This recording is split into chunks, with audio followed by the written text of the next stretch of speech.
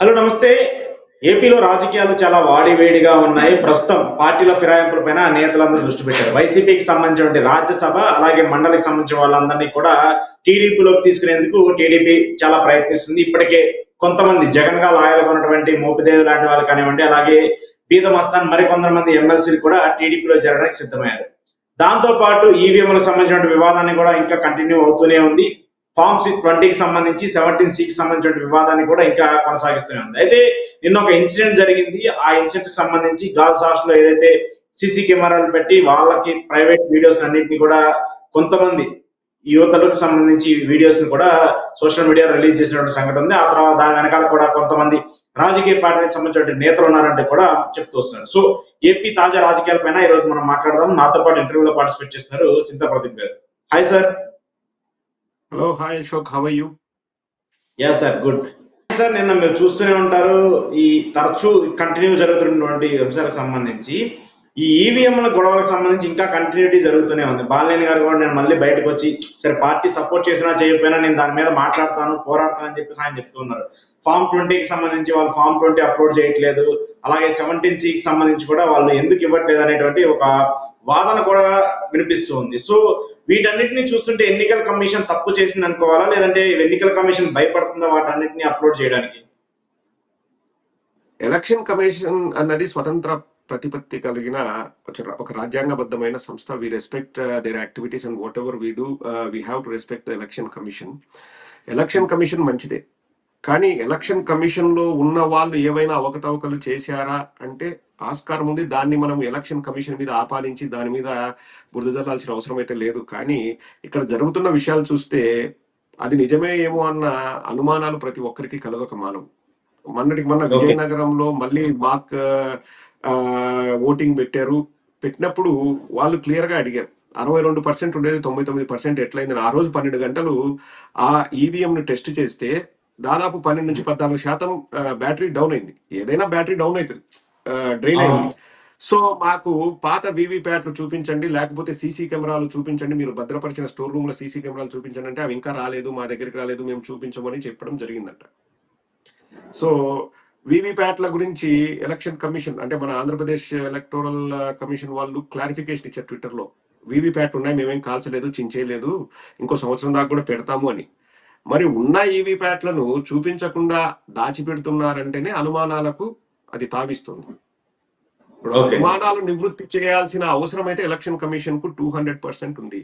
ఎందుకంటే వాళ్ళ రూల్స్ ప్రకారమే ఎవరైతే పోటీ చేస్తారో ఫస్ట్ పొజిషన్ వచ్చిన వాళ్ళు కాకుండా సెకండ్ థర్డ్ పొజిషన్ లో వచ్చిన వాళ్ళు విత్ ఇన్ 7 days కంప్లైంట్ చేస్తే, మన అందరూ ఎమ్మెల్యేలు అంటే ఓడిపోయిన వాళ్ళు కంప్లైంట్ చేయలేదు, బాలినేని గారు చేశారు, మన వైజాగ్ లో ఒకరు చేశారు. సో కంప్లైంట్ చేసినప్పుడు వీవీప్యాట్లను కౌంట్ చేయాల్సిన బాధ్యత యాజ్ పర్ ద రూల్స్ వాళ్ళకు ఉంది. సుప్రీంకోర్టు చెప్పాల్సిన అవసరం కూడా లేదు ఎలక్షన్ కమిషన్ కి. ఇప్పుడు ప్రతి ఒక్క దానికి రూల్స్ అండ్ రెగ్యులేషన్, మనకు ఒక క్రెడిట్ కార్డు కొంటేనే 40 పేజీల రూల్స్ అండ్ రెగ్యులేషన్స్ ఉంటాయి. ఎలక్షన్ కమిషన్ కి రూల్స్ అండ్ రెగ్యులేషన్స్ ఉండవు, వాళ్ళకి తెలియంది కాదు. ఎందుకు దాచిపెడుతున్నారు అన్నదే ఇక్కడ $1 million క్వశ్చన్.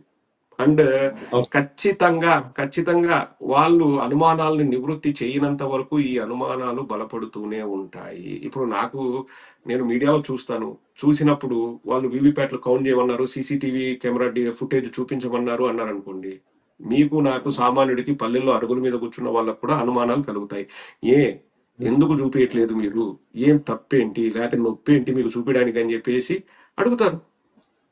ఈ ప్రశ్నకు సమాధానం రానంత వరకు ఆ ప్రశ్న సశేషంగానే ఉంటది. దానికి ఒక ఫుల్ స్టాప్ ఎప్పుడు పడుతుంది, వాళ్ళు అనుమానాలని నివృత్తి చేస్తే ఫుల్ స్టాప్ పడుతుంది. అది ఎలక్షన్ కమిషన్ వాళ్ళు చేయాల్సిన పని. వారు ఎందుకు చేయట్లేదో మనకు తెలియదు. సోషల్ మీడియాలో ఎక్కువగా ప్రచారం జరుగుతుంది. వైసీపీ పార్టీకి సంబంధించిన వాళ్ళు కూడా వాళ్ళు ఎక్కువగా దీని గురించి మాట్లాడుతున్నారు. మళ్ళీ తిరిగి రాజకీయాల్లోకి విజయమ్మను తీసుకురావాలి, ఆమెను ఫ్రంట్ ఎండ్ చేసి రాజకీయాలు చేయాలి, జగన్మోహన్ రెడ్డి గారు పార్టీ సంస్థాగత నిర్మాణం మీద దృష్టి పెడుతున్నారని చెప్పేసి ఒక ప్రచారం అయితే జరుగుతుంది. సో మళ్ళీ విజయమ్మ గారు రాజకీయాల్లో యాక్టివ్ అయితే వైసీపీ పార్టీకి మళ్ళీ పునర్వైభవం వచ్చే అవకాశం ఏమైనా ఉంటుందా, బూస్ట్ ఉంటుందని మీరు ఏమైనా భావిస్తున్నారు?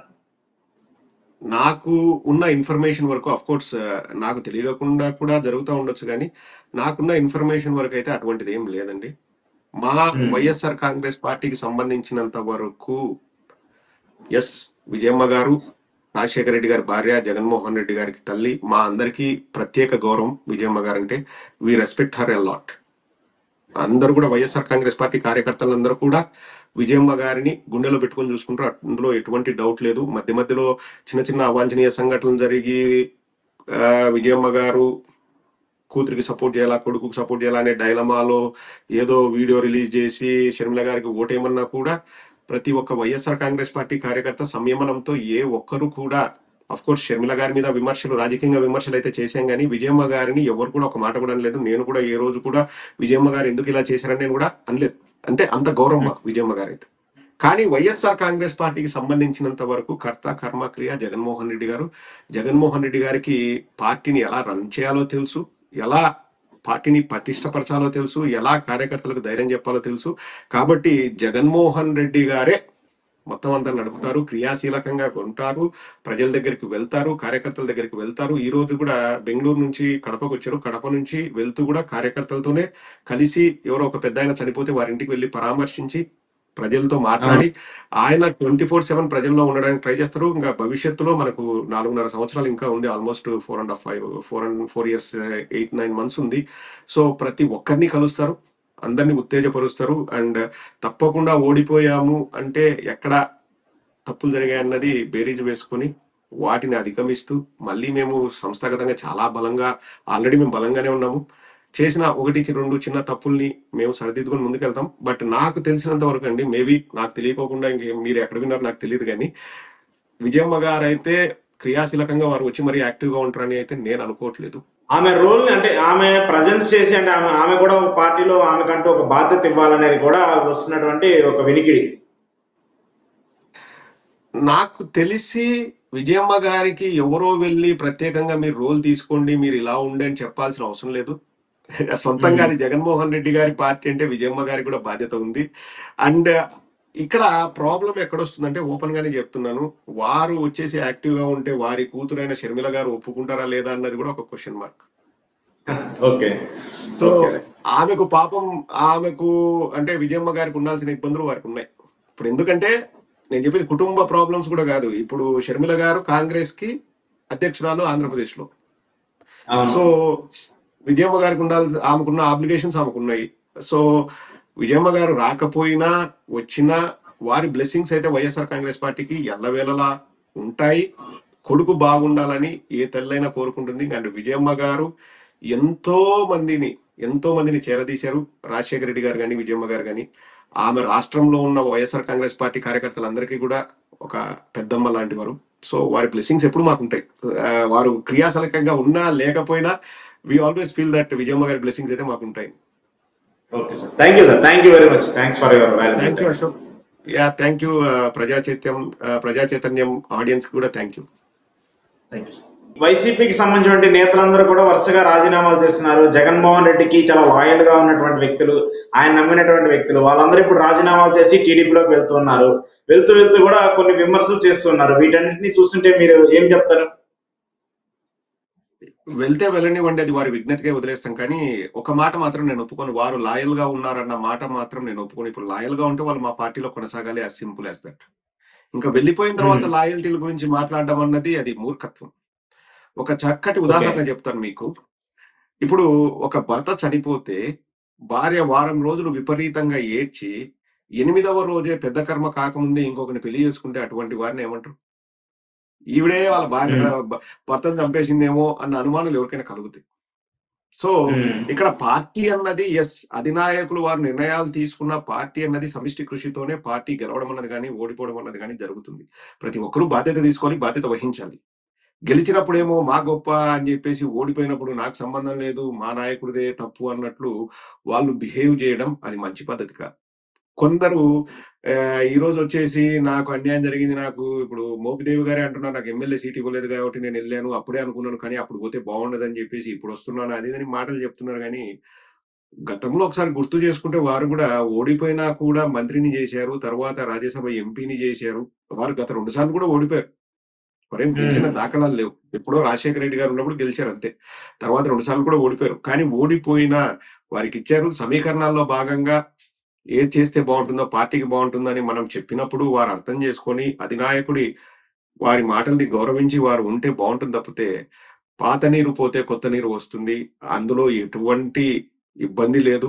వెళ్ళే వాళ్ళకు ఆల్ ద బెస్ట్ చెప్తాము. అక్కడ రాచమర్యాదలేసి, వెండి పళ్ళెం పెట్టి, రోజు పంచభక్ష పరమాన్నాలు పెట్టి గౌరవిస్తారేమో చూద్దాం. ఉమ్, అండ్ బయటికి చెప్పేది ఒకటుంటుంది. లోపల జరిగేది వేరేదుంటుంది. ఇక్కడ అంటే ఇది నా వ్యక్తిగత ఆరోపణ మాత్రమే. ఏవైనా గానీ ఆర్థిక లావాదేవీలు కూడా ఈ మార్పుకు, ఈ పార్టీల ఫిరాయింపుకు కారణమై ఉంటుందన్నది నేను బలంగా నమ్ముతాను. ఊరికే వచ్చేయబ్బా అంటే వస్తా అని ఎవ్వడండు. చంద్రబాబు గురించి ఇంతకుముందు చూడని వ్యక్తులు కాదు వీళ్ళు. అసలు ఉమ్, మోపిదేవి వెంకటరమణని అరెస్ట్ చేయించిందెవరు? ఎర్రంనాయుడు గారు కంప్లెయింట్ ఇస్తే అరెస్ట్ చేశారు. అసలు ఉమ్, జగన్మోహన్ రెడ్డి గారు అరెస్ట్ అయినప్పుడు జగన్మోహన్ రెడ్డి గారు ప్రభుత్వంలో లేరు, సచివాలయంకు వెళ్ళలేదు. అసలు సెక్రటేరియట్‌లో ఏ రోజు కూడా కాలు పెట్టలేదు రాజశేఖర రెడ్డి గారు 5 ఏళ్ళు ముఖ్యమంత్రిగా ఉన్నప్పుడు. మోపిదేవి ఓకే. వెంకటరమణ గారు కార్యకలాపాల్లో చురుగ్గా పాల్గొన్నారు. వారు మంత్రిగా కూడా ఉన్నారు రాజశేఖర రెడ్డి గారి హయాంలో. అప్పుడు అరెస్ట్ చేసినప్పుడు ఈయన చేసింది తప్పనే కదా! వాళ్ళు నమ్మి ఎర్రంనాయుడు కేసు పెట్టారు కదా! అవును. ఇప్పుడు నేర చరిత్ర ఉన్న వాడిని, మీరే నేరస్తుడు అన్న వారిని మీరెలా తీసుకుంటారు? ప్రజలేం ఉమ్, పిచ్చోళ్ళు కాదిక్కడ. ప్రజలు విజ్ఞతతో ఆలోచిస్తారు. ఏది మంచిది, ఏది ఉమ్, చెడ్డదన్నది వారు బేరీజు వేసుకుంటారు. ఈరోజు చంద్రబాబు నాయుడు వచ్చి సన్నాయి నొక్కులు నొక్కి నేను మంచి కల్చర్ చేస్తున్నాను, రాజీనామా చేసి వారి క్యారెక్టర్ చూసి వాళ్ళకు శీల పరీక్షలు పెట్టి నేను తీసుకుంటాను అంటే ప్రజలేం పిచ్చోళ్ళు కాదు. మీరే అరెస్ట్ ఓకే. చేసి, మీరే చెడ్డ వ్యక్తి అని చెప్పి అరెస్ట్ చేసి ఈ రోజు మోపిదేవి వెంకటరమణ మీకు మంచోడయ్యాడా? ఉమ్, విలువలు, విశ్వసనీయత అన్నది ప్రస్తుత రాజకీయాల్లో భూతద్దాలు, టార్చ్ లైట్లు గాదు. ఫ్లడ్ లైట్లు పెట్టి వెతికినా కనపడని పరిస్థితి ఉంది. అది దౌర్భాగ్య పరిస్థితి మన రాష్ట్రంలో. Hope the situation gets better. పార్టీకి నష్టమేమి ఉండదంటారా? పార్టీకి ఇప్పుడు మీరన్నట్లయితే చంద్రబాబు నాయుడే 2019లో ముగ్గురు రాజ్యసభ ఎంపీల్ని సుజనా చౌదరిని, టీజీ వెంకటేష్‌ని అలాగే ఇంకొక రాజ్యసభ సభ్యులు ముగ్గురు వాళ్ళు చంద్రబాబు నాయుడే పంపించారు. మీరు అటు వెళ్ళండి, ఇక్కడ ఓ- ఉంటే మంచిది కాదు అని చెప్పేసి. వాళ్ళేమన్నా ఇప్పుడు సీఎం రమేష్‌ని ముగ్గురిని వాళ్ళ పార్టీ డీలా ఆ, పడిందా? మళ్ళీ అధికారంలోకి రాలేదా? సో ఇట్లాంటివి జరుగుతూనే ఉంటాయి. ఇప్పుడు నా ఉద్దేశం ప్రకారం మరికొన్ని ఫిరాయింపులు కూడా ఉండొచ్చన్నది నా అంచనా. అది పేర్లు ఎవరన్నది నాకు తెలీదు గానీ, ఎందుకంటే అవకాశవాదులు అనే వాళ్ళు ఎల్లవేళలా ఉంటారు. అలా వచ్చిన ఉమ్, వాళ్ళు మా పార్టీలో కూడా కొంతమంది ఉన్నారు. అఫ్‌కోర్స్ ఇక్కడికి వచ్చిన తర్వాత మా నాయకుడి పర్యవేక్షణలో వారు జగన్మోహన్ రెడ్డి గారు చేస్తున్నాను ఇక్కడుంటే ఫైన్. లేదు వెళ్ళిపోతామంటే వెళ్ళిపోవచ్చు. దానివల్ల పార్టీకి నష్టం ఉంటుందన్నది ఒట్టి మాటే. ఓకే. నిన్న ఈ గాల్స్ సంబంధించిన ఇష్యూ కూడా మీరు చూసే ఉంటారు, మీ దాకా వచ్చే ఉంటది. గుడ్లవల్లూరు ఇంజనీరింగ్ కాలేజీలో జరిగినటువంటి ఒక ఇన్సిడెంట్ ఇప్పుడు అది చాలా పెద్ద ఎత్తున దుమారంగా మారింది. దానికే పాపం వాళ్ళకి అక్కడ అన్యాయం జరిగితే వాళ్ళకి సర్ది చెప్పాల్సింది పోయి, లేదంటే వాళ్ళకి సంబంధించిన న్యాయం చేయాల్సింది పోయి, దాన్ని రాజకీయంగా ఒక కాంట్రవర్సీ క్రియేట్ చేసే పరిస్థితికి తీసుకొస్తున్నారు. మోసపోయినటువంటి వాళ్ళేమో అక్కడ ధర్నాలు చేస్తున్నారు, మిగతా వాళ్ళు మాత్రం రాజకీయం చేస్తూ వస్తున్నారు. సో ఇలాంటి ఇన్సిడెంట్ మీద ఎలా రియాక్ట్ అవ్వాలో కూడా మరి పాపం వాళ్ళకి అర్థం కావట్లేదా, ప్రభుత్వానికి అర్థం కావట్లేదా కూడా తెలియట్లేదు. ఇది చాలా దురదృష్టకరమైన సంఘటన. దీనికి కూడా రాజకీయ రంగు పులుముతున్నారంటే ఇంకంతకంటే దౌర్భాగ్యం ఉండదు. ఇక్కడ ఉమ్, ప్రభుత్వానికి బాధ్యత ఉంది. పిల్లల తల్లిదండ్రులు ఏదైనా జరిగినప్పుడు 2 నెలల నుంచి ఈ తంతు జరుగుతుందంటే, ఇప్పుడు యాజమాన్యం ఏం చేస్తుంది? పోలీసోళ్ళని పిలిపించి విచారణ చేయించారా? పోలీసోళ్ళని అసలు వాళ్ళ హెల్ప్ తీసుకున్నారా? ఫస్ట్ ఆఫ్ ఆల్ ఏదైనా అవాంఛనీయ సంఘటన జరిగినప్పుడు మన పోలీస్ వ్యవస్థలు ఉండేది. అందుకే పోలీసుల హెల్ప్ తీసుకోవాలి మనం. తీసుకొని అక్కడ ఉమ్, ఏదైనా విచారణ చేపడితే వాళ్ళకు they are trained in that. So వాళ్ళు విచారణ చేసి ఇది డ్యామేజ్ కంట్రోల్ మెజర్స్ అప్పుడే తీసుకునేవాళ్ళు 2 నెలల క్రితమో ఎప్పుడో. అప్పటి నుంచి ఈ ఉమ్, తంతు జరుగుతుంటే నిన్న ఎస్పీ గారు వచ్చి చెప్పారని చెప్పేసి నేను విన్నాను. ఏం జరగలేదు. జరగకపోతే సంతోషమే. బట్ ఎందుకు ఆ ఒక్క కాలేజీలో ఆ గర్ల్స్ హాస్టల్లో మాత్రమే ఇటువంటి ఇష్యూ ఉంది? వందల ఇంజనీరింగ్ కాలేజీలు ఉన్నాయి రాష్ట్రంలో. ఒకసారి మనం ఆ అవును. విధంగా కూడా ఇన్వెస్టిగేట్ చేయాలి. ప్లస్ రెండవది నిన్నటికి రాత్రికి రాత్రి ఆ అమ్మాయి ఎవరైతే నిందితురాలని అంటున్నారో, ఆ అమ్మాయి పెట్టిందని అంటున్నారో, ఆ అమ్మాయిని రాత్రికి హాస్టల్ నుంచి పంపించేసింది. ఆ అమ్మాయి ఏ తప్పు చేయకపోతే పంపించాల్సిన అవసరం ఏముంది? ఓకే. అవసరం లేదు కదా! ఉహు, పంపించేశారు. పోలీసోళ్ళు గూడా అక్కడ షవర్ హెడ్‌లు ఉంటాయి గదా! వాటిని స్వాధీనం చేసుకున్నారు. ఆ షవర్ హెడ్‌లు ఓపెన్ చేసి ఉన్నాయి అవి. అవును. వెబ అన్న హాస్టల్‌లో ఉన్న అమ్మాయిలందరూ కూడా వీడియోలు తీసి కూడా బయట పెడుతున్నారు. మెసేజ్‌లు పెడుతున్నారు. ఇదిగో ఈ రూమ్‌లో జరిగింది, ఈ బాత్రూమ్‌లో జరిగింది, ఈ వాష్‌రూమ్‌లో జరిగింది అని చెప్పేసి కూడా వాళ్ళు పెడుతున్నారు. ఉమ్, అక్కడ లోకల్‌గా వార్డెన్‌కి చెప్తే వార్డెన్ అంటుందంటే ఎవరో రవీంద్ర బాబు ఎవరో ఇన్‌చార్జ్ ఉంటాడంట. అతను వీడియోలు చూసిన తర్వాతనే స్పందిస్తాడు. అంతవరకు స్పందించడు. ఆధారాలు లేకపోతే ఎలా స్పందించాలి అంటున్నాడంట. అసలు ఉమ్, రవీంద్ర బాబుకు వీడియో రీచ్ అయిందంటే ప్రపంచం మొత్తం రీచ్ అవ్వడానికి ఎంతసేపు పడుతుంది ఈ సోషల్ మీడియా కాలంలో? అవును. అండ్ అక్కడ ఉన్న అమ్మాయిల గొంతు నొక్కాలని చూస్తున్నారు. అది దురదృష్టకరం. అండ్ ఇక్కడ ఎవరైనా కానివ్వండి, ప్రభుత్వంలో తెలుగుదేశం ఉన్నా, జనసేన ఉన్నా, లేకపోతే వైఎస్ఆర్ కాంగ్రెస్ పార్టీ ఉన్నా, ప్రభుత్వానికి బాధ్యత ఉంది. అవును. ఎందుకు ఎందుకు బాధ్యత ఉంది అంటే, ఆ ఇంజనీరింగ్ కాలేజీలకు పర్మిషన్లు ఇచ్చేది ఎవరు? ప్రభుత్వమే. Um, directly or indirectly government has to take the responsibility. Um, ప్రశ్నించే వాళ్ళ గొంతు నొక్కాలని చూడడము, ఇది వైఎస్ఆర్ కాంగ్రెస్ పార్టీకి సంబంధించిన వాళ్ళు ప్రశ్నిస్తే రాజకీయంగా బురదలాలని చూస్తా అనడం అమానం, అది అమానుషం, అది అసలు మంచి పనే కాదు. So okay. అమ్మాయిలకు న్యాయం చేయాలని బలంగా కోరుకుంటున్నాము. అండ్ ఇది ఒక విశ్వ సంస్కృతి. ఇది ఈ రోజు ఒక ఇంజనీరింగ్ కాలేజ్ జరిగింది, రేపు ఇంకొక ఇంజనీరింగ్ కాలేజీలో కూడా జరగచ్చు. కానీ మీరు చూస్తే నేను బలంగా నమ్మేది ఒకటే అశోక్, లైక్ 2 నెలల నుంచి జరుగుతుంది అంటే, యాజ్ సూన్ యాజ్ కొత్త గవర్నమెంట్ ఏర్పడిన వెంటనే ఇటువంటి వాటికి తెరదీశారేమో అనిపిస్తుంది. ఓకే. అండ్ ఎన్ని అవాంఛనీయ సంఘటనలు జరుగుతున్నాయి రాష్ట్రంలో. ఇక్కడ అంటే పీపుల్స్ మైండ్ సెట్ ఒకసారి ఆలోచన చేయాలి. మా ప్రభుత్వం వచ్చింది, మేము ఏదైనా చేయగలము, మిగతా వాళ్ళు నోరు మూసుకొని ఉండండి, తొక్కి పెడతాం, గొంతు నొక్కి పెడతామని వాళ్ళు మాట్లాడడం ఎంతవరకు సమంజసం? నేను 3 ఏళ్ల నుంచి వీడియోలు చేస్తున్నాను. నేను 3 ఏళ్ల నుంచి కూడా నాకేది అనిపిస్తే నేను అది మాట్లాడుతున్నాను. నేను వైఎస్ఆర్ కాంగ్రెస్ పార్టీ సపోర్టర్ అని చెప్పి మాట్లాడుతున్నాను. నేను ఏ రోజు కూడా ఎవరిని కూడా అప్పుడు 3 ఏళ్లలో కూడా నేను తిట్టింది లేదు. నేను ఏ రోజు కూడా నన్ను ఎంతమంది బండబుద్ధులు అరేవరని నేను ఎప్పుడు తిట్టలేదు. నేను ఎవరి మీద కేసులు బనాయిస్తా నాకు ఆలోచన కూడా రాలేదు. ఎందుకంటే నేను ఈ దేశంలో ఉన్నాను. నాకేం అధికారంలో ఉన్న ప్రతిపక్ష నాకు పెద్ద తేడా తెలియదు. అంటే నాకేం ఈడ అధికార ఫలాలు నేనేం పొందను, నాకేం డాబు దర్పం ఉండదు. కానీ ఇప్పుడు సేమ్ అలాగే మాట్లాడుతుంటే మాత్రం తెలుగుదేశం వాళ్ళు ఎంతగా బెదిరిస్తారు, ఎంతగా అంటారంటే, ఏం రా నోరులేస్తుంది నీది, తొక్కేస్తాం, నువ్వు ఇండియాకి రారా, నీ కథ చూసుకుంటావు, నువ్వు మాట్లాడకూడదురా, ఎట్రా నువ్వు మాట్లాడతావు అంటే. ఎవరు మారింది ఎవరు ఇక్కడ అశోక్? నేను మారానా? మీ మైండ్ సెట్ మారిందా? ఆ మైండ్ సెట్ వాళ్ళకి ఎందుకు మారింది అంటే, వాళ్ళ నాయకుడే 11 కంటే ఎక్కువ కేసులు పెట్టించుకొని రండి, మీకు నామినేటెడ్ పోస్టులు ఇస్తాను, చైర్మన్ పదవులు ఇస్తాను, కార్పొరేట్ పదవులు ఇస్తాను అని చెప్పేసి మాట్లాడితే, ఇప్పుడు మేము ఏం చేసినా మా నాయకుడు లోకేష్ చూసుకుంటాడు, మా మీద కేసులు పెడితే మాకింత పేరు వస్తుంది, పదవులు వస్తాయి అన్నది యువతలో బాగా వెళ్ళిపోయింది. ఓకే.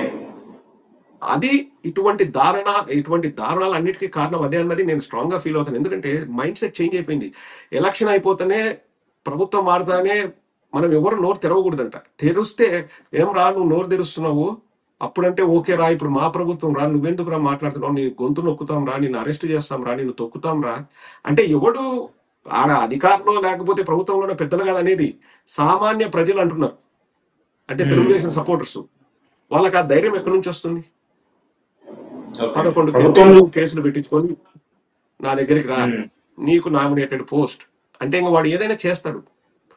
ఇప్పుడు 11 నేను చెప్పనండి కేసులు ఏవేవో: దొమ్మీలు, దోపిడీలు, ఇసుక దిబ్బలు మాయం కావడం, ఎర్రమట్టి దిబ్బలు మాయం కావడం, 6 ఏళ్ల పాప నుంచి 6 నెలల చిన్నారి వరకు రేపులు చేయడం, ఇదేంటి పచ్చబిల్ల తీసుకెళ్తే ఆఫీసుల్లో ఇచ్చేయడం, స్కూళ్ళకి వెళ్ళి స్కూళ్ళలో టీచర్లను దుర్భాషలాడడం, ఊర్లలో టాయిలెట్ గిన్నెలను చంపడం, ఇప్పుడు కొత్తగా ఈ సీక్రెట్ కెమెరాలతో ఇచ్చేయడం, ఇంకా ఎవరైనా మాట్లాడితే వాళ్ళని అరెస్టులు చేయడం.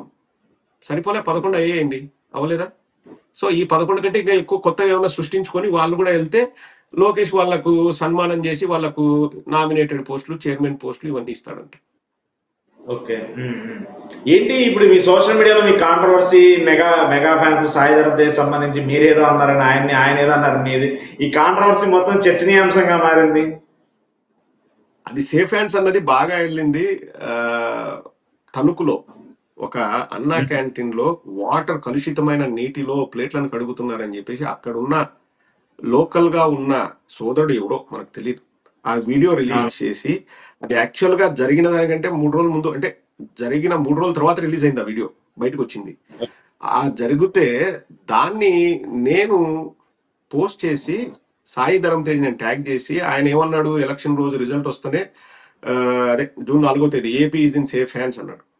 నేనేమన్నానంటే, సేఫ్ హ్యాండ్స్ ఎక్కడికి వెళ్ళాయి సాయి ధరమ్ తేజ్, వచ్చేసి సేఫ్ హ్యాండ్స్ తో ప్లేట్లు కడిగితే మంచిది కదా, ఎక్కడ అన్నా క్యాంటీన్ లో శుభ్రంగా ఉంటాయి. సేఫ్ హ్యాండ్స్ అంటే శుభ్రమైన చేతులతో శుభ్రంగా ప్లేట్లు కడిగితే పేదవాడు తింటాడు కదా అనే ఉద్దేశం నేను చెప్తే, ఎక్కడ ఉంటారు మీరు అన్నాడు. అంటే వెటకారంగా, నీకెందుకు, నువ్వు లండన్ లో ఉంటావు, నీకేం పని ఇక్కడ అని. నేను ఎక్కడుండేది నా బయోలో ఉంది చూసుకో, కానీ సేఫ్ హ్యాండ్స్ మిస్ అయ్యాయి అంటే, ఇంకా దానికి ఎగ్ పఫ్లని అనవసరంగా అసలు సంబంధం లేని విషయాన్ని తీసుకొచ్చారు. దానివల్ల మా YSR Congress party social media కార్యకర్తలు బాగా హర్ట్ అయ్యారు. అండ్ దాని తర్వాత అది పెద్దగా ఇష్యూ పెద్దదైంది. అక్కడ మనం ఎక్కడా కూడా మనం దిగజారి మాట్లాడలేదు. అయితే ఆనెస్ట్ గా ఏదో ఆడపిల్లల కోసం నేను పరితపిస్తాను అని చెప్పేసి రేవంత్ రెడ్డి గారి దగ్గరికి వెళ్ళి బొకే ఇచ్చి ఫోటోలు తీసుకొని ఆడవారిని నేను ఉద్ధరిస్తా అని అంత కలరింగ్ ఇచ్చిన సాయి ధరమ్ తేజ్ ఇలా చిల్లరగా ఆధారాలు లేని ఎగ్ పఫ్లు వెటకారం చేస్తూ మాట్లాడతానని మాత్రం నేను ఊహించలేదు. ఓకే అసలు నేను ఊహించలేదు. నేను షాక్ అయ్యాను. నేను అందుకే దానికే చెప్పాను, నా ఎగ్ పఫ్లు నేను కొనుక్కుంటాను, కానీ చిన్న పిల్లలకి, మైనర్ పిల్లలకి వాళ్ళ తల్లిదండ్రులు పర్మిషన్ లేకుండా మనం ఎగ్ పఫ్లు పెట్టాలంటే మాత్రం నేను భయపడతాను. కానీ అటువంటి మీరు ఆ మైనర్ 15 ఏళ్ళ 7 నెలల పిల్లని వాళ్ళ తమ్ముడి సినిమాలో ఏదో వానపాటలు పాడుతూ ఆ రొమాన్స్ చేస్తూ ఎట్లా మీరు నటింపజేశారు అని చెప్పి నేను ప్రశ్నించే తర్వాత అసలు ఇంకా అడ్రస్ లేదు, తర్వాత అసలు మాట్లాడలేదు. అసలు అది ఓకే చాలా ఓకే తప్పు. ఇప్పుడు వాళ్ళ పేరెంట్స్ పర్మిషన్ ఇచ్చిండొచ్చు, లీగల్ గా వీళ్ళు కరెక్ట్ అయ్యిండొచ్చు, కానీ ఎథికల్ గా ఇప్పుడు ఆడపిల్లలకి ఏదైనా జరిగితే తట్టుకోలేని సాయి ధరమ్ తేజ్ వాళ్ళ తమ్ముడితో 25 ఏళ్ళలో 28 ఏళ్ళలో నింటాయి ఆయనకు వయసు, వాళ్ళ తమ్ముడికి ఒక 15 సంవత్సరాల 7 నెలల పాపతో వర్షం పాట ఏదో ఉంటది, సలసలసల కాగి ఏదో సంథింగ్ పాట ఉంటది, దాంట్లో ఎంతో సెన్షువల్ గా నటింపజేసి ఆ సినిమానే ప్రైవేట్ పార్ట్స్ కట్ చేసే సినిమా కాన్సెప్ట్ ఒక 15 ఏళ్ల పిల్లతో మీరు ఎలా నటింపజేస్తారు? It's not about legal, it's not about parents permission. మీ మోరల్స్ ఎక్కడికి వెళ్ళాయి? మీ ఎథిక్స్ ఎక్కడికి వెళ్ళాయి? ఓకే దాన్ని నేను ప్రశ్నిస్తే తర్వాత అడ్రస్ లేడు. అది జరిగింది. ఓకే.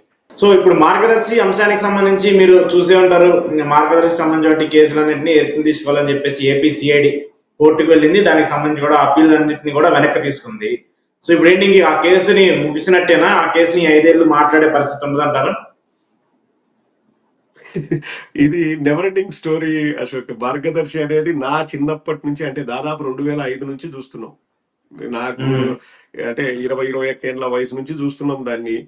అది ఎప్పటికీ తేలుతుందో, అది ఎప్పటికి తెల్లవారుతుందో తెలీదు.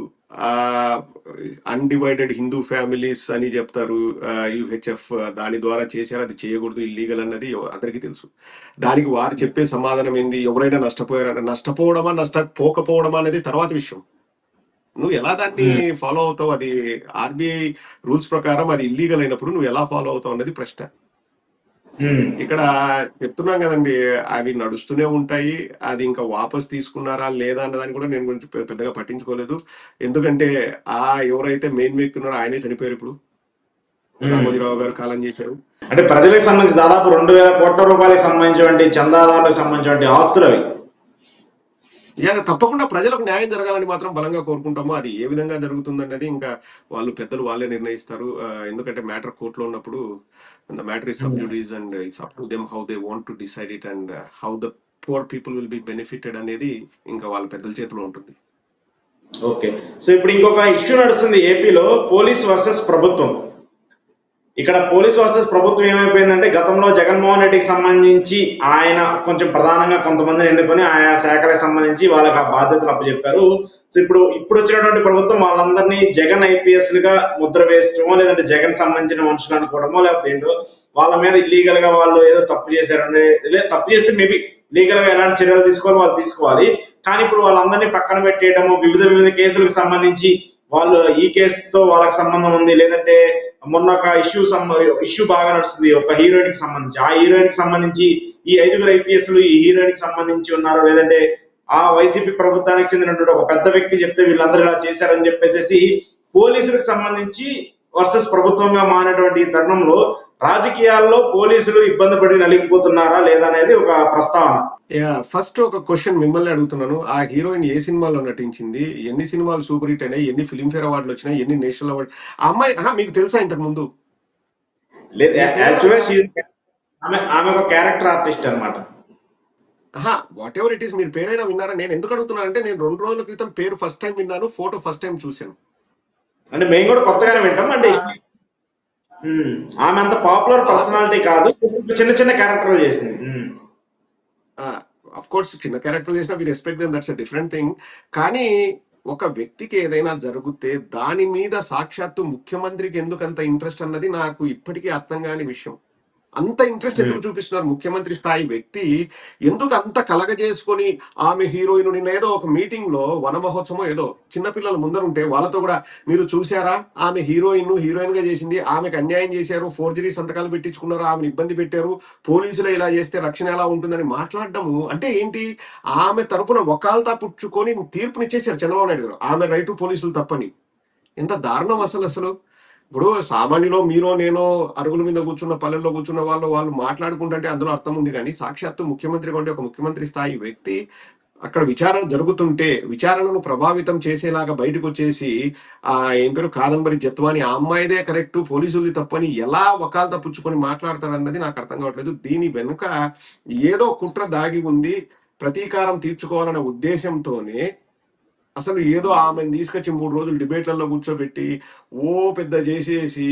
ఇప్పుడు ఒకటండి, సింపుల్. ఇంతకుముందు మనం దిశ ఇన్సిడెంట్ చూసాం, ఢిల్లీలో అవును ఒక అమ్మాయిని బస్సులో రేప్ చేసిన ఇన్సిడెంట్ చూసాం. అంటే ఆ అమ్మాయి డైరెక్ట్ బాధితురాలు. సో దేశం మొత్తం సపోర్ట్ చేసింది, చెయ్యాలి కూడా, ఒక ఆడబిడ్డకు తోడుగా ఉండాలి. ఈమె గురించి వాళ్ళు చెప్పేది ఏంది? కేసు విజయవాడలో నమోదైంది, ఆ కేసు నమోదైన తర్వాత పోలీసు వెళ్ళి ఆమెను పిలుచుకొచ్చారు, విచారణ చేశారు, చేసిన తర్వాత కోర్టులో సబ్మిట్ చేస్తే జడ్జి గారు రిమాండ్ విధించారు. Um, so everything is according to the law. Okay ఆమె బాధితురాలు ఎట్లా అవుతుంది? ఇప్పుడు ఉమ్, పోలీసులు తప్పు చేశారా తప్పు చేయలేదా అంటే అది నిరూపితం కావాలి కదా. సరే, ఒక నిమిషం ఆమె అమాయకురాలు, పోలీసులు తప్పు చేశారు అనుకుందాం, అది నిరూపితం కావాలి కదా. విచారణలో ఉన్నప్పుడే ఒక ముఖ్యమంత్రి స్థాయి వ్యక్తి బయటకు వచ్చేసి ఆ అమ్మాయితో ఫోర్జరీ సంతకాలు పెట్టించుకున్నారు, ఆ అమ్మాయి పాపం అమాయకురాలు, పోలీసులు ఇట్లా చేశారు, సామాన్యులకు రక్షణ ఎక్కడ ఉంటుందని ఒక ముఖ్యమంత్రి స్థాయి వ్యక్తి వచ్చి మాట్లాడుతున్నాడు అంటేనే అందులో ఉన్న డొల్లతనం మనకు అర్థం కావట్లేదా? It's very okay clear, it's pre um, plan, it's motivated act.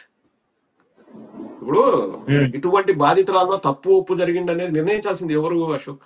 ముఖ్యమంత్రి గారు నిర్ణయిస్తారా? మంత్రులు నిర్ణయిస్తారా? కాదు, పోలీసు వాళ్ళు కేసులు ఫైల్ చేస్తే కోర్టులు నిర్ణయిస్తాయి. అవును ఆమె కోర్టుకు వెళ్ళాలి. ఈ రోజు ఉమ్, నువ్వు రాష్ట్ర ప్రభుత్వం మొత్తం ఆమెకు అండగా ఉండి వాళ్ళ మీడియాలో కూర్చోబెట్టి 3 రోజులు మాస్క్ పెట్టి గొట్టం కనిపిస్తుంది అలా ఆమె ఏడుస్తుంది. ఆమె మీద 100కు పైగా ఆరోపణలు ఉన్నాయి. వాళ్ళ తమ్ముడు అంబరీష్ జత్వాని అనే అతను 2021లో ఎయిర్పోర్ట్ లో స్మగ్లింగ్ చేస్తే దొరికిపోయాడంట, అక్కడ ఎయిర్పోర్ట్ లో బాంబేలో. ఉమ్, ఆమె జిందాల్ అనే వాళ్ళను ట్రాప్ చేసింది, ఏషియన్ పెయింట్స్ వాళ్ళని ట్రాప్ చేసింది అని చెప్పేసి పుంకాలుగా వార్తలు బయటకు వస్తున్నాయి. ఇక్కడ ఆమె తప్పు చేసిందే, రైట్ చేసిందే అంటే నేను చెప్పలేను, చంద్రబాబు నాయుడు గారు చెప్పలేము. చెప్పాల్సింది ఎవరు? ఉమ్, కోర్టులు. ఎలా కోర్టులు తేలుస్తాయి? విచారణ చేసి, విచారణ జరుగుతుండగానే, విచారణ దశలోనే ఒక ఇష్యూ ఉండగానే వీళ్ళు థంబ్నెయిల్స్ పెట్టేసి వైపీఎస్లు దొరికిపోయారు అంటాడు. ఎవడు? ఐపీఎస్ కాదంట, వైపీఎస్ అధికారులు దొరికిపోయారు, వాళ్ళకు ఉత్తపడుతుంది. థంబ్నెయిల్స్ ఇవి వాళ్ళు పెట్టుకునేది, కేంద్రం మొత్తం అవును కదిలి వస్తుంది. అసలు ఉమ్, ఆ అంత దానికి ఎందుకు అనేది నేను అనేది. సరే, ఆ అమ్మాయి జత్వాని రైట్ కావచ్చు, కుక్కల విద్యాసాగర్ తప్పు కావచ్చు, కుక్కల విద్యాసాగర్కు శిక్ష పడుతుంది, లేకపోతే జత్వానికి శిక్ష పడుతుంది. There ends the matter. నీకేంటి ఓకే దీనివల్ల? చంద్రబాబు నాయుడుకి వచ్చిన ప్రత్యేకమైన ఇంట్రెస్ట్ ఏంటి? పోనీ చంద్రబాబు ఉమ్, నాయుడు బంధువో, చంద్రబాబు నాయుడు కూతురో, చంద్రబాబు నాయుడు అక్క కూతురో, చెల్లి కూతురో అట్లా అయితే బంధుప్రీతి అనేది ఇక్కడ డ్రైవింగ్ ఫోర్స్ అని మనం అనుకోవచ్చు. ఉమ్, నీకేం సంబంధం లేదే. నువ్వు ఎలా అమ్మాయికి క్లీన్ చిట్ ఇస్తున్నావు? నువ్వు అమ్మాయికి ఎట్లా నువ్వు సర్టిఫికేట్ ఇస్తున్నావు అనేది నేను చంద్రబాబు నాయుడు గారిని సూటిగా ప్రశ్నిస్తున్నా. సమాధానం చెప్పగలవా? ఓకే ఇదిగో ఉమ్, ఆధారము, అదిగో ఆధారం అంటే ఆధారాలు నువ్వు కాదు ప్రొడ్యూస్ చేయాల్సింది, నేను కాదు చూడాల్సింది. ప్రొడ్యూస్ చేయాల్సింది పోలీసులు వాళ్ళు, చూడాల్సింది కోర్టులు, లేకపోతే లాయర్లు ప్రొడ్యూస్ చేస్తారు. ఒక ఉమ్, ముఖ్యమంత్రి గారికి సరే మీరు ఇన్స్ట్రక్షన్స్ ఇచ్చారనుకోండి పోలీసు వాళ్ళని, ఇది తప్పు జరిగిందో లేదు, దేర్ ఎండ్స్ ద మ్యాటర్. మీరు బయటకు వచ్చేసి పబ్లిక్ గా పిల్లలు అడుగుతున్నారు, మీకు తెలుసా అమ్మాయి? నేను అందుకే ఆ క్వశ్చన్ అడిగా మిమ్మల్ని, మీకు తెలుసా ఉమ్. కాదంబరి జత్వాని ఆ అమ్మాయి హీరోయిన్ కూడా అని చెప్పేసి వాళ్ళ మైండ్ లోకి ఇంజెక్ట్ చేయడానికి ట్రై చేస్తున్నాడు ప్రజల్లోకి. ఈ చంద్రబాబు నాయుడు బాగా తాపత్రయపడుతున్నాడు. సో అంటే ఇట్స్ ఇదంతా ఆల్ రాజకీయ ఫ్యాబ్రికేటెడ్ అని నాకు ఏది అశోక్? రాజకీయాలకు సంబంధించి ఒక కాంట్రవర్సీగానే చేస్తున్నారంటారు, కక్షలు తీర్చుకోవడానికే. ప్రతిదీ కక్ష సాధింపు చర్యలో భాగమే. కక్ష తీర్చుకోవడానికి వాళ్ళు దాన్ని ఒక అస్త్రంగా వాడుకొని, ఎవరైతే ఇంతకు ముందు పోలీసులు స్ట్రిక్ట్ గా ఉండి బాగా పనిచేశారో వాళ్ళని ఇబ్బంది పెట్టడానికి ఇవి చేస్తున్న ఉమ్, పనులు. ఇంకోటి అశోక్, ఇప్పుడు ఎవరికైనా కానీ కొన్ని పోలీసులైనా లేకపోతే ఐఏఎస్ ఐపీఎస్లైనా కానీ వాళ్ళ తరపున నేను మాట్లాడను కానీ నాకు ఎవరైనా నచ్చితే వాళ్ళు బాగా పనిచేస్తారు అంటే నేను ఒక ముఖ్యమంత్రి స్థాయిలో ఉంటే నేను వారినే అపాయింట్ చేసుకుంటాను డిప్యుటైజేషన్ మీదనో ఇంకోటో. ఇప్పుడు ఎక్కడో కేరళలో ఐఏఎస్ ఆఫీసర్గా పనిచేస్తున్న ఒక వ్యక్తిని మన పవన్ కళ్యాణ్ గారు వ్యక్తిగత సలహాదారుగానో ఏదో డిప్యుటైజేషన్ మీద పిలుచుకొని వచ్చాడు తెలుగు అబ్బాయిని. మరి ఎందుకు పిలుచుకొని వచ్చాడు? Because he likes him. So ఆయనకు నేను అతనితో బాగా పని చేయించుకోగలను, సమన్వయంతో పని చేయగలమని చెప్పేసి పవన్ కళ్యాణ్ గారికి నచ్చింది కాబట్టి ఐఏఎస్ పిల్లగాడి పేరు నాకు తెలియదు, బట్ అతన్ని డిప్యుటైజేషన్ మీద కేరళ నుంచి ఇక్కడికి రప్పించుకున్నారు. ఎవరు తప్పుకోవద్దని. అలాగే జగన్మోహన్ రెడ్డి గారైనా చంద్రబాబు నాయుడు గారైనా కొందరు అధికారులను వారితో బాగా పనిచేయగలము అనుకున్నప్పుడు వారిని ఇంపార్టెన్స్ ఇస్తారో వాళ్ళని ముందుకు తీసుకెళ్తారు. ఇప్పుడు ఎవరైతే క్లీన్ గా పనిచేసి బాగా పనిచేశారో, ఇప్పుడు బాగా పనిచేశారు అంటే గత ప్రభుత్వంలో అది చంద్రబాబు నాయుడుకి మైనస్సే కదా. చంద్రబాబు నాయుడు చెప్పినట్లు పనిచేస్తే వాళ్ళు చంద్రబాబు నాయుడుకు మంచోళ్ళు. సో అటువంటి వాళ్ళ మీద ఏదో ముగ్గురు ఐపీఎస్ ఆఫీసర్ల మీద కక్ష తీర్చుకోవడానికే ఈ నాటకాలన్నీ అని చెప్పేసి బయట సోషల్ మీడియాలో కూడా నేను చూశాను. బట్ క్లియర్ గా తెలిసిపోతుందండి. నేను అక్కడ కోర్టులో ఏం జరుగుతుంది, కోర్టులో ఎవరిది తప్పు రాంగ్ అని నేను అనను, కానీ చంద్రబాబు నాయుడు క్లీన్ చిట్ ఇచ్చేసి ఆ అమ్మాయిని భుజానికి ఎత్తుకొని ఇది చేసినప్పుడు ఇంకెందుకు అవసరం లేదు కదా, ఇంకా కోర్టులు ఇవన్నీ అవసరం లేదు కదా. ఈ మాత్రం దానికి ఆమె స్పెషల్ ఫ్లైట్ లో విజయవాడకు తీసుకొచ్చి ఒక ఏదో 5 స్టార్ హోటల్లో పెట్టి ఇవన్నీ చేయాల్సిన అవసరం లేదు కదా. ఈ చంద్రబాబు నాయుడు ఫోన్ చేసి ఏమమ్మా జత్వాని మా వాళ్ళు briefed me I am with you, నీకు ఏమైంది చెప్పు తల్లి అంటే ఆమె గొల్లున ఏడ్చింది అనుకో, బయటకు వచ్చేసి yes what I'm saying, Jethwani right, Kukkala Vidyasagar wrong, matter close, కుక్కల విద్యాసాగర్ ని ఏదైనా చేయండి అని చెప్తే సరిపోలే. ఇంకా దానికి విచారణ ఎందుకు బ్రదర్? ఇంకా విచారణ ఎందుకు? విచారణ జరిగేటప్పుడే జత్వాని రైట్.